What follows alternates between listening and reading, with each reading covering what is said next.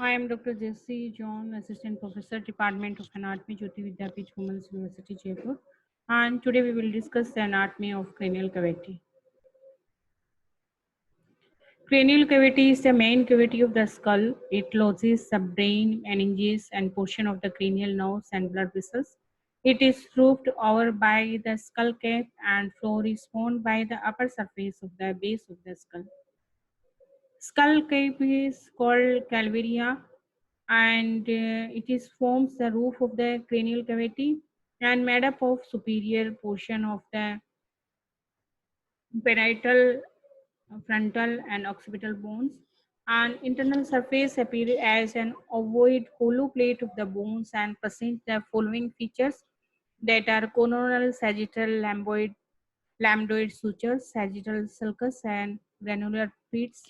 Sagittal sulcus and anteroposterior groove in the median plane, which lodges the superior sagittal sinus, and the granular pits are numerous irregular depressions on each side of the sagittal sulcus, which lodges arachnoid granulations, and they are prominent in skulls of elderly people. Vascular goo, they are produced by the terminal branches of the middle meningeal vessels, and groove for the anterior branch is located behind the coronal suture, whereas that for the posterior branch is more posteriorly placed. Parietal foramina is one on each side close to the sagittal sulcus, about 3.5 centimeter in front of the lambda. Impression for cerebral gyri, these are less marked as compared to those on the internal surface of the base of the skull. Structures calvaria consist of outer and inner layers of compact bones with an intervening layers of the spongy bones called diploe. Diploic veins, the blood from the diploe is drained by the diploe, and these drains mostly into the intracranial dural venous sinuses. They lack walls and communicate with the veins draining the skull that clothes the cranial vault. The recognizable diploic veins are usually four on each side and descends vertically to open into the convenient venous sinus. These are a frontal diploic vein, anterior temporal diploic vein, and posterior temporal diploic vein, and occipital diploic vein.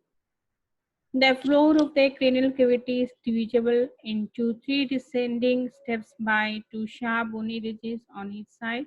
The posterior free border of lesser wing of the sphenoid in front, and the sharp superior border of the petrous temporal bone behind. The three steps are known as the anterior, middle, and posterior cranial fossa. Internal surface of the base of the skull is divided into the anterior, middle, and posterior cranial fossae. Now discuss we anterior cranial fossa. Anterior cranial fossa, which is the frontal lobe of the cerebral hemisphere. Its floor is composed of the portion of the following three bones: ethmoid, frontal, and sphenoid. It is demarcated from the middle cranial fossa by the posterior free border of the lesser wing of the sphenoid on each side and anterior border of the sulcus chiasmaticus in the medial region. The junction between these two is marked by the anterior clinoid process. Features: anterior cranial fossa presents the following features: median region, frontal crest, foramen serum, crystal galli, and jungum sphenoidally. Each side of crystal galli lies the sieve-like cribriform plate of the ethmoid, which separates the anterior cranial fossa from the nasal cavity. And the lateral region on each side, the orbital plate of the frontal bone separates the anterior cranial fossa from the orbit and supports the frontal lobe of the brain with consequent impression of the sulci and gyri. Now, carotid groove is a shallow sulcus on either side of the body of the sphenoid lateral to the hypophyseal fossa, begins at the foramen lacerum and runs upward, forward, finally upward again, and end to the anterior clinoid process, and passage of internal carotid artery occupies this groove. Sometimes middle anterior clinoid process united by the bone and forming carotid carotidoclinoid foramen, for the passage of internal carotid artery. Median part of middle cranial fossa, median region from before backward present the following features: sulcus diagmaticus and sella turcica. Sella turcica is hollowed out upper surface of the body of the sphenoid, bounded in front by the tuberculum sellae, posterior edge of the sulcus diagmaticus, and behind by the dorsum sellae. Lateral part of the medial cranial fossa. Lateral part of the medial cranial fossa each side is formed by the upper surface of the greater wing of the sphenoid together with the anterior surface of the petrous temporal bone and squamous part of the temporal band. It closes the temporal lobe of the cerebral hemisphere. It is limited front by the sharp posterior border of the lesser wing of the sphenoid and behind by a sharp border of the petrous temporal bone, and bony ridges are related to sphenoparietal and superior petrosal sinus respectively. Greater wing of sphenoid presents four foramina arranged roughly in semicircular array: foramen spinosum, foramen ovale, foramen rotundum, and superior orbital fissure. These four openings, however, only the first two can be seen on the anterior surface of the base of the skull. Groove for middle meningeal vessel lead forward from the foramen spinosum. After a short distance, the groove divides into the anterior and posterior grooves, which lodges the anterior and posterior branches of the middle meningeal vessels. The anterior groove continues to the petrosal carrion and then arch upward and backward across the parietal bone. At the petrion, the groove may be converted into the bony tunnel and increasing the possibility of tearing the middle meningeal vessel in trauma on the side of the skull in petrion region. Foramen lacerum lies at the posterior end of the carotid groove on each side of the body of the sphenoid, posteromedial to the foramen ovale. Anterior surface of the petrous temporal bone having following five features: trigeminal impression, hiatus and groove for the greater petrosal nerve, hiatus and groove for the lesser petrosal nerve, arcuate eminence and tegmen tympani. The inner surface of the squamous part of the temporal bone is grooved by the middle meningeal artery and terminal anterior and posterior branches.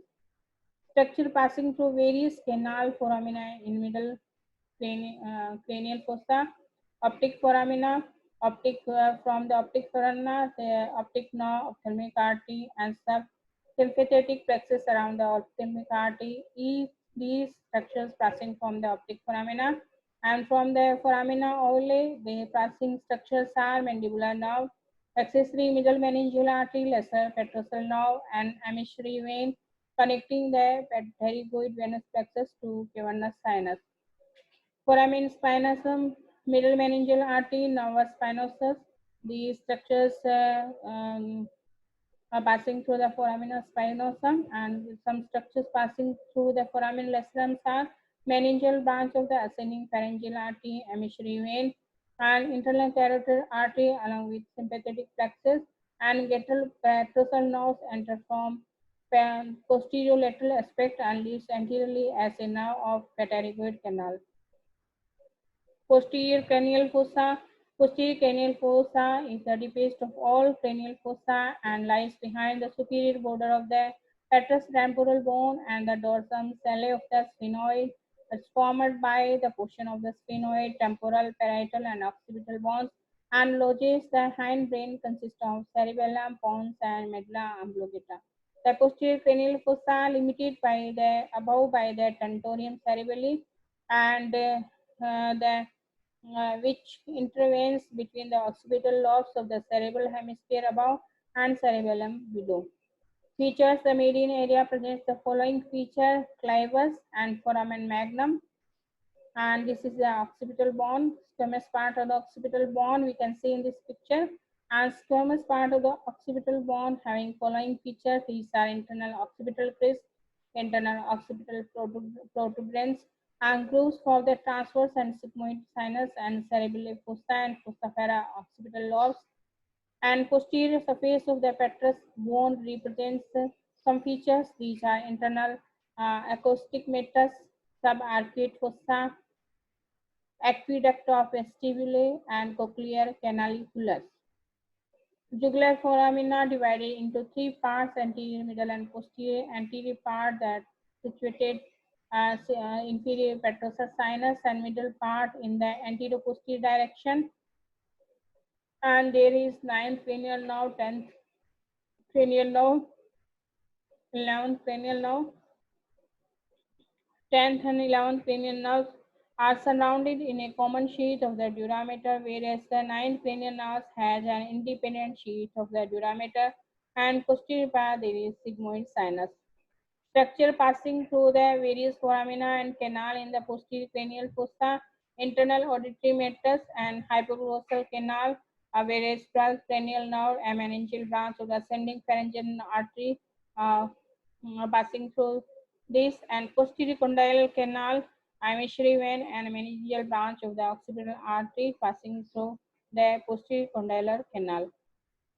Foramen magnum divides into small anterior and large posterior compartment by means of alar ligament of axis vertebra, and these compartments are anterior compartment and posterior compartment, and apical ligament of dense upper longitudinal band of the cruciform ligament of atlas, and membrana tectoria, a continuation of posterior ligamentum longitudinal ligament of vertebral bodies. Posterior compartment, there is medulla oblongata along with its meninges, and two posterior spinal arteries are anterior spinal artery, communicating veins, and two vertebral arteries, sympathetic plexus, spinal roots of two accessory nerves are present here. So this all about the cranial cavity. If you have any doubt, please let me know. Thank you.